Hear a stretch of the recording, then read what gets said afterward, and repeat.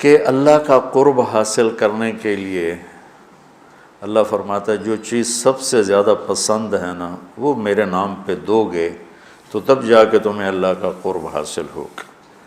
کہ محبت کے مقام تک پہنچنے کے لیے اپنی مرغوبات کو قربان کرنا پڑتا ہے، اور سب سے زیادہ انسان کو جو محبوب ہے وہ پیسہ ہے۔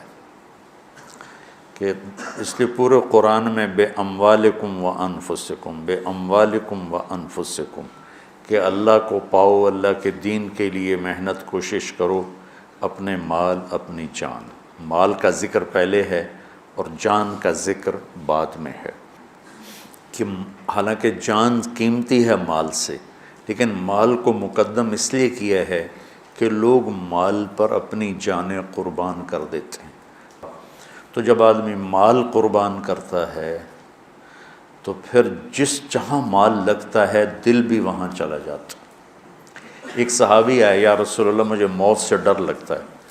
آپ نے فرمایا تیرے پاس کو پیسے ہیں؟ کہ جی ہیں۔ کہا وہ اللہ کے نام پہ خرچ کر دے، موت کا ڈر نکل جائے گا، کہ جہاں آدمی کا مال جاتا ہے وہیں اس کا دل بھی چلا جاتا ہے۔ امام زین العابدین علیہ السلام کی خدمت میں کوئی آتا تھا سائل، تو کہتے اللہ تیرا شکر ہے، تو نے میرا سامان میرے گھر پہنچانے کے لیے سواری بھیج دی۔ سمجھو ان کی بات؟ یا اللہ تیرا شکر ہے تو نے میرا سامان میرے گھر پہنچانے کے لیے سواری بھیج دی، کہ جو میں اس کو دوں گا وہ تجھے دینا ہے، اور جو تجھے دوں گا وہ جنت میں میرے لیے جمع ہو جائے گا، اور اصل گھر ہمارا جنت ہے، دنیا نہیں ہے۔ تو کہتے تھے یا اللہ تیرا شکر ہے کہ تو نے میرے گھر کا سامان میرے گھر پہنچانے کا سامان پیدا کر دیا۔ تو بچوں اللہ سے سخاوت مانگو۔ موسیٰ علیہ السلام نے پوچھا یا اللہ تیرے ناراض ہونے کی نشانی کیا ہے؟ تو اللہ تعالیٰ نے فرمایا موسیٰ جب تو دیکھے بارش بے موسم ہے اور پیسہ بخیلوں کے پاس ہے اور حکومت نادانوں کے پاس ہے تو سمجھو میں ناراض ہو چکا ہوں۔ جب بارشیں بے موقع ہوں، پیسہ بخیلوں کے پاس ہو جو نہ خود خرچ کریں نہ کسی اور پہ خرچ کریں، اور حکومت بے وقوفوں کے پاس ہو تو میں ناراض ہوں۔ کہ یا اللہ جب تو راضی ہو پھر جب تو دیکھے بارشیں موقع پر ہو رہی ہیں، پیسہ سخیوں کے پاس ہے، حکومت سمجھداروں کے پاس ہے، تو سمجھ لے کہ میں لوگوں سے راضی ہوں اور ان سے میں خوش ہوں۔ آج پیسہ بخیلوں کے پاس ہے، سخی بہت تھوڑے ہیں جن کے پاس پیسہ، ورنہ سب بخیلوں کے پاس، جو بالکل کالا سیاہ سپ بن کے اتنے بیٹھے ہوں کہ نہیں خرچ کرنا۔ اور ایک کم وقت ہوتا ہے، وہ بخیل کا بھی پیو ہوتا ہے، وہ شحیح ہوتا ہے۔ بخیل تو اوروں پہ خرچ نہیں کرتا، اپنے اوپر پھر بھی کر لیتا۔ ایک شحیح ہوتا ہے کہ نہ اپنے اوپر خرچ کرنا نہ کسی اور پہ خرچ کرنا، بس گن کے خوش ہو کے مر جانا۔ کروڑ ہو گیا، 2 ہو گیا، 100 ہو گیا، 100 ارب ہو گیا، ارب ہو گیا، ملین ہو گیا، ٹریلین ہو گیا، اور بڑی بڈھے ہر شے چھڑ کے مر جانا۔ پچھلے اولاد دا پتہ نہیں نصیب ہے کہ نہیں ہے۔ نصیب یہاں لکھا ہوتا ہے، ماں باپ نصیب نہیں بناتے، نصیب یہاں لکھا ہوتا ہے۔ تو اللہ کو بخل سے نفرت ہے اور سخاوت اللہ کو پسند ہے، اس لیے اللہ نے ادنا درجہ رکھا سخاوت، زکوٰۃ، بھائی کم از کم 2.5% دے دو۔ یہ جو بارڈر ہوتے ہیں نا، بارڈر، تو یہ پاکستانی بارڈر ہے، یہ انڈین بارڈر ہے، یہ والی جگہ جو ہوتی ہے نا یہ مشترکہ ہوتی ہے، تو ادھر سے وہ ادھر آ گیا ہے، پاکستان سے وہ نکل چکا ہے، انڈیا میں داخل نہیں ہوا ہے۔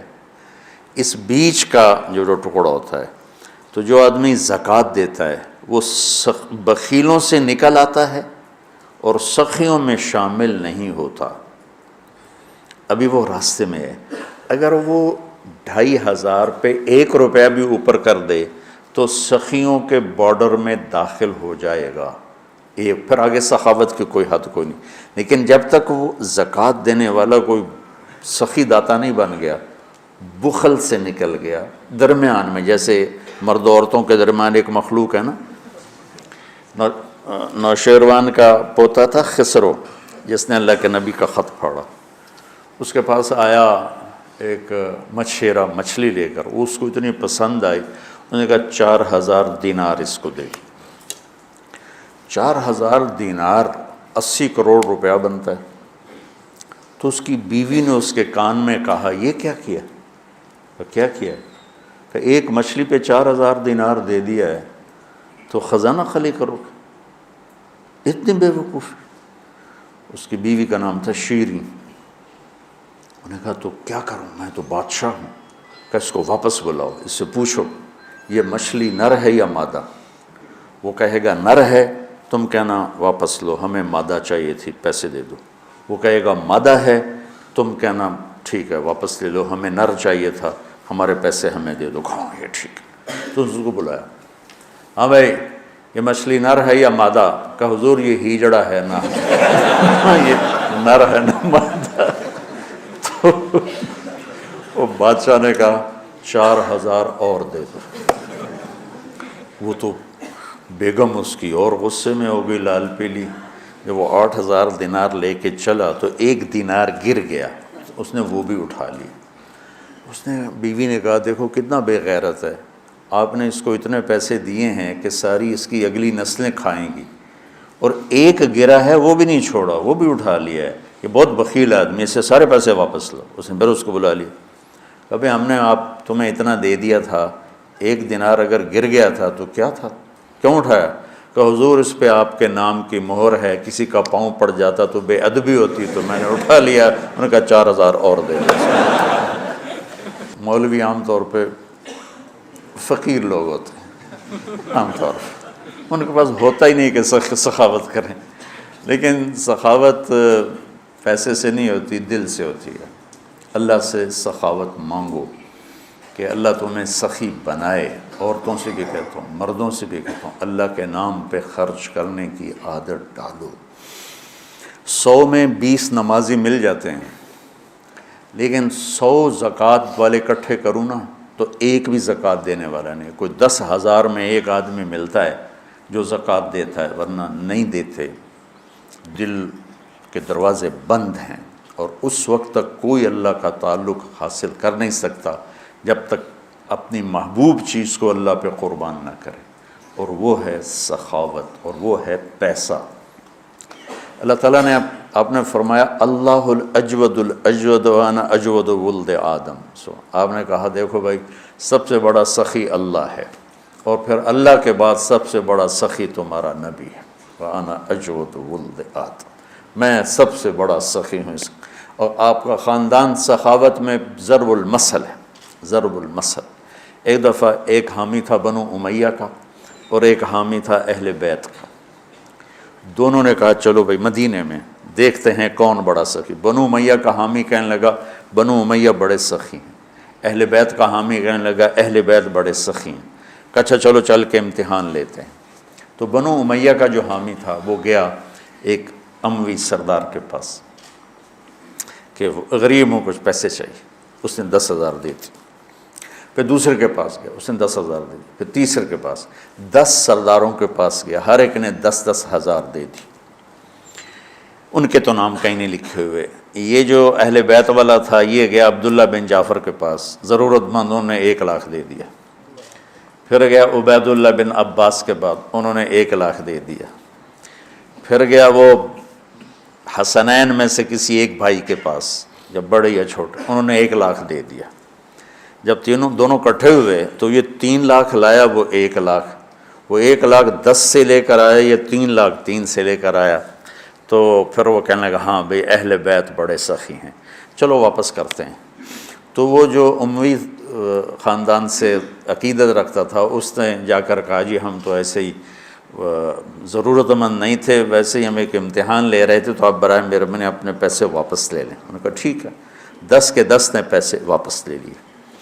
اب یہ گیا اہل بیت والا عبداللہ بن جعفر کے پاس، پھر عبید اللہ بن عباس کے پاس، یہ حسنین میں سے کسی ایک کے پاس. تو تینوں نے فرمایا کہ اہل بیت کے گھر سے جب کوئی چیز نکل جاتی ہے تو واپس نہیں آتی، جاؤ تمہیں ہدیہ ہے، تمہیں ہدیہ. اللہ اعلم حیث یجعل رسالتہ، اللہ کو پتہ ہے کہ اس نے رسالت کہاں رکھنی اور کہاں سے چننی ہے. اللہ کو سخی بن کے دکھاؤ. بخیل سے اللہ دوستی نہیں لگاتا اور سخی سے اللہ دوستی نہیں توڑتا، چاہے وہ فاسق ہی کیوں نہ ہو. اور شیطان کہتا ہے مجھے بخیل سے کوئی ڈر نہیں ہے، چاہے تو راتوں کو تہجد پڑھے دن میں روزے رکھے، کہ اس کا بخل ایک دن اسے جہنم میں لے جائے گا. اور سخی سے ہر وقت ڈرتا رہتا ہوں کہ پتہ نہیں کب اس کی سخاوت اس کو جنت میں پہنچاتی. تو اللہ خود کریم ہے، سخی ہے، سخاوت کو پسند کرتا ہے. تو آپ بھی اس کی روایت ڈالو.